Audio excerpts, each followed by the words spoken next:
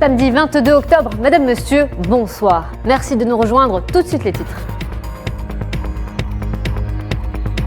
Journée nationale de la presse en Algérie. Le président de la République, Abdelmadjid Tebboune, honore les lauréats du prix du journaliste professionnel. Cette 8e édition est organisée sous le thème soixantenaire de l'indépendance.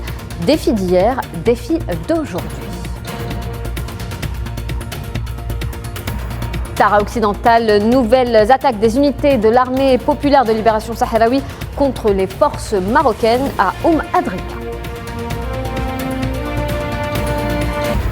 Dans l'actualité en Palestine, des agriculteurs ont été la cible des forces sionistes à l'est de Khan Younis, au sud de la bande de Gaza. Un Palestinien tombe en martyr à Qalqilia.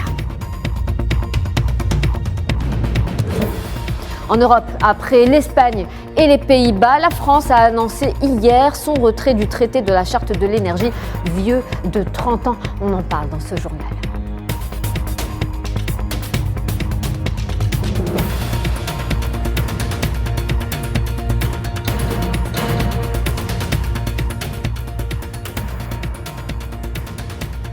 Journée nationale de la presse en Algérie. Le président de la République, Abdelmadjid Tebboune, a honoré les lauréats du prix du journaliste professionnel. Cette 8e édition est organisée sous le thème, donc on le disait, soixantenaire de l'indépendance. Défi d'hier, défi d'aujourd'hui.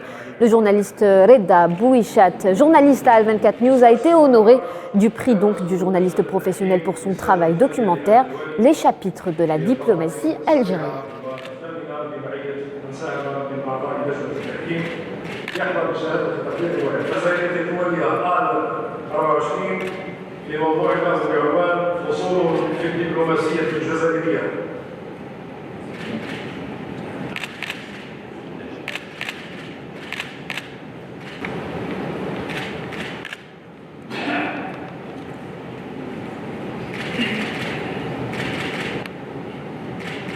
شهادة التقدير من السيد الرئيس.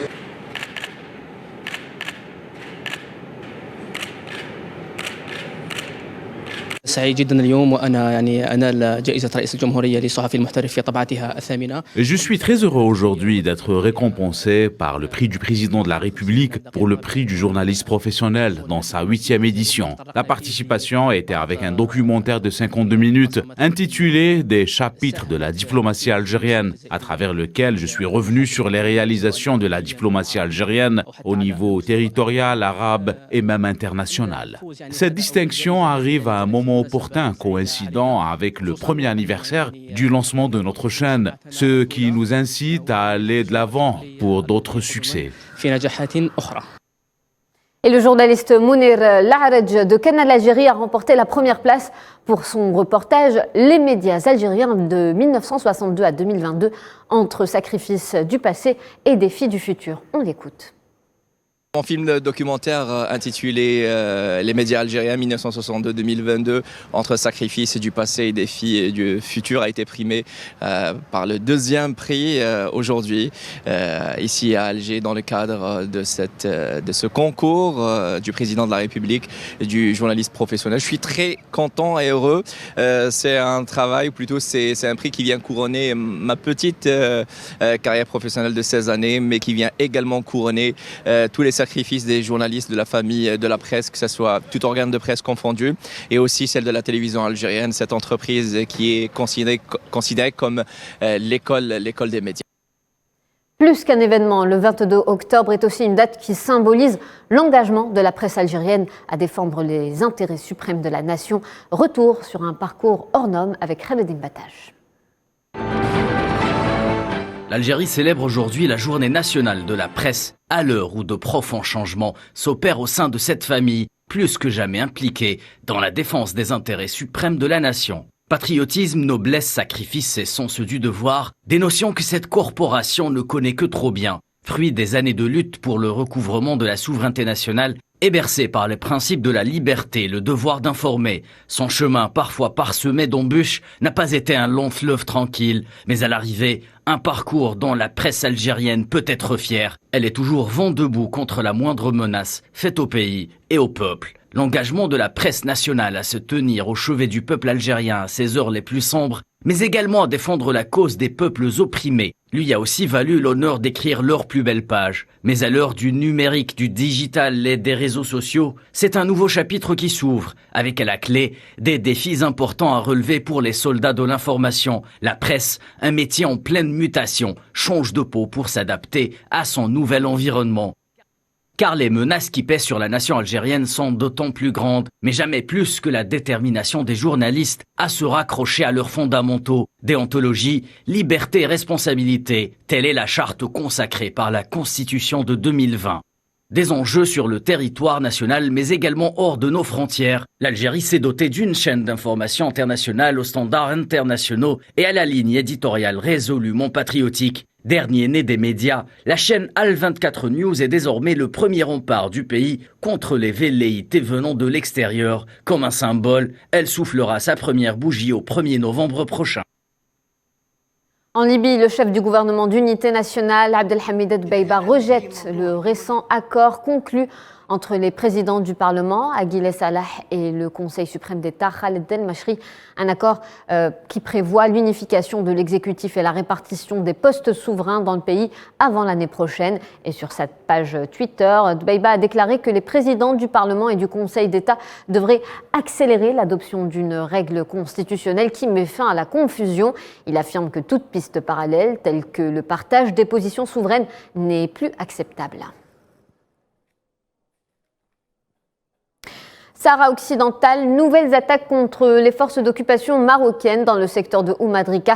Des unités de l'armée populaire de libération sahraoui ont mené de nouvelles attaques donc contre des positions des forces d'occupation marocaines. Un communiqué du ministère sahraoui de la Défense précise qu'elles ont ciblé le siège du commandement du 47e régiment des forces de l'occupation marocaine. En Éthiopie, des dizaines de milliers de manifestants se sont rassemblés sur la place Meskel à Addis Abeba pour dénoncer le Front de libération du peuple tigré. Les manifestants accusent les pays occidentaux de prendre parti pour le TPLF en lui fournissant des armes. Et le gouvernement éthiopien et les autorités du TPLF ont déclaré qu'ils participeraient aux négociations organisées lundi en Afrique du Sud par l'Union africaine. Au Burkina Faso, l'armée burkinabé élimine 15 terroristes après une attaque qui a fait 4 morts. Parmi les terroristes éliminés, le chef d'un groupe local dans le sud-ouest du pays. Dans la soirée du 17 octobre, l'armée et des volontaires pour la défense de la patrie de la localité de Mangodara ont mené une opération de ratissage suite à une action d'un groupe armé terroriste dans le village de Kongodjan qui avait donc engendré la mort de ces 4 civils. En Guinée, les autorités au pouvoir ont accepté de rendre donc le pouvoir aux civils au bout de 2 ans. C'est ce qu'a annoncé la Communauté économique des États de l'Afrique de l'Ouest. Une mission de la CEDEAO séjournait à Conakry depuis le 16 octobre afin de discuter du retour à l'ordre constitutionnel. Dans un discours vendredi soir à la télévision nationale, le colonel Mamadi Doumbouya, le président de la transition, a annoncé que la mise en œuvre du chronogramme établi avec la CEDEAO entrera en vigueur à partir du 1er janvier 2023. Et en Palestine, un Palestinien est tombé en martyr ce samedi soir à Qalqilia des suites de blessures graves par les forces d'occupation sionistes. Il s'agit de Rabi Arafat Rabi, 32 ans. Le ministère de la Santé a déclaré que Rabi avait reçu une balle dans la tête et avait été transporté à l'hôpital avant de décéder. En Palestine, toujours, des agriculteurs ont été la cible des forces sionistes à l'est de Khan Yunis, au sud de la bande de Gaza. Les agriculteurs qui se trouvaient sur leurs terres agricoles ont été victimes de tirs de balles réelles ou d'étouffements. 2 millions de Palestiniens vivent dans la bande de Gaza qui a été soumise à un blocus sioniste punitif et paralysant pendant 12 ans et à des assauts répétés qui ont gravement endommagé une grande partie des infrastructures. Au Royaume-Uni, les candidats au poste de Premier ministre ont jusqu'à lundi 24 octobre dans l'après-midi pour obtenir sans parrainage. Les députés voteront d'abord et s'il reste 2 candidats en lice, les 170 000 adhérents du parti devront les départager par un vote en ligne d'ici au 28 octobre. 3 noms ont émergé dans cette campagne. L'actuel ministre des Relations avec le Parlement, Penny Mordaunt, qui a officialisé sa candidature hier. Rishi Sunak, l'ancien ministre des Finances, qui avait perdu début septembre face à Liz Truss. Et enfin, Boris Johnson, qui n'a pas encore officialisé sa candidature, mais qui est de retour à Londres. En Italie, la nouvelle première ministre Giorgia Meloni prête serment devant le président Sergio Mattarella. La cérémonie s'est déroulée ce matin sous les ors du palais du Quirinal. Les membres de son nouveau gouvernement, dont le ministre des Infrastructures, Matteo Salvini, et le ministre de l'Économie, Giancarlo Giorgetti, ont également prêté serment. La scène internationale a réagi. La présidente de la Commission européenne, Ursula von der Leyen, a félicité la nouvelle première ministre italienne d'extrême droite, soulignant qu'elle espérait une coopération constructive avec son gouvernement. Et le président français a annoncé hier le retrait de la France du traité de la Charte de l'énergie, le traité signé au lendemain de la guerre froide, qui était jugé trop favorable aux entreprises exploitant les énergies fossiles. La France rejoint donc l'Espagne, la Pologne et l'Italie qui s'étaient d'ores et déjà retirées. Safwan Ben Sabri. C'est au terme du sommet européen de Bruxelles qu'Emmanuel Macron a annoncé le retrait de la France du traité de la Charte de l'énergie. Vieux de 28 ans, le traité a été ratifié en 1994. Ce dernier prévoit une compensation financière pour les entreprises exerçant dans l'exploitation d'énergie fossile en cas de décision politique portant atteinte à la rentabilité de leur investissement.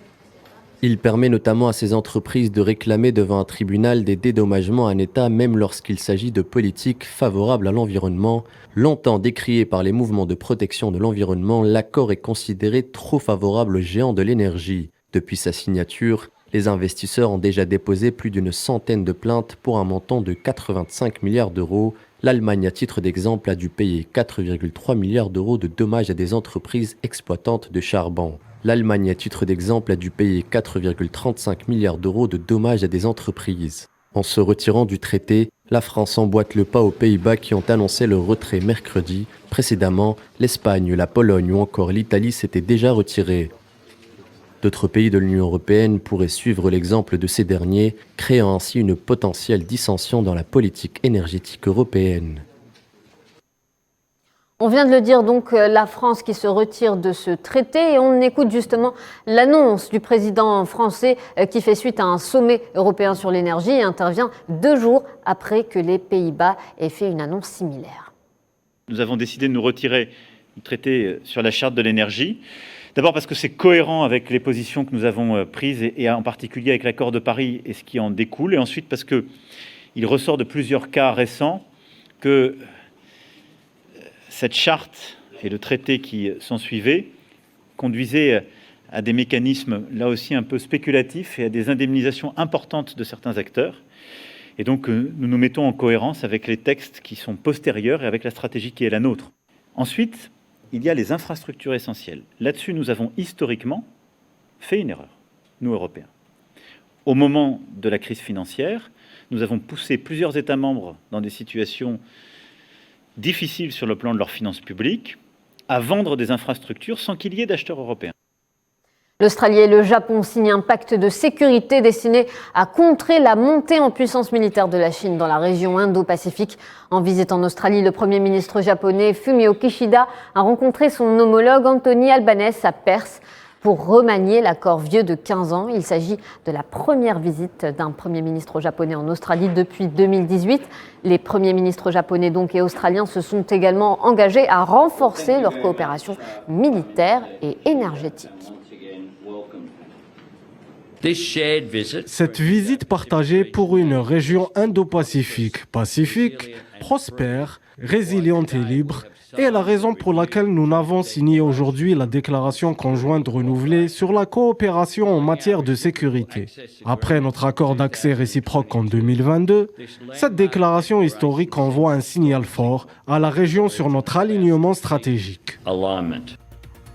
Et voilà, c'est la fin de ce journal. Merci de votre attention. Je vous souhaite un excellent début de semaine. Je vous retrouve le week-end prochain comme de coutume. Bonsoir à tous.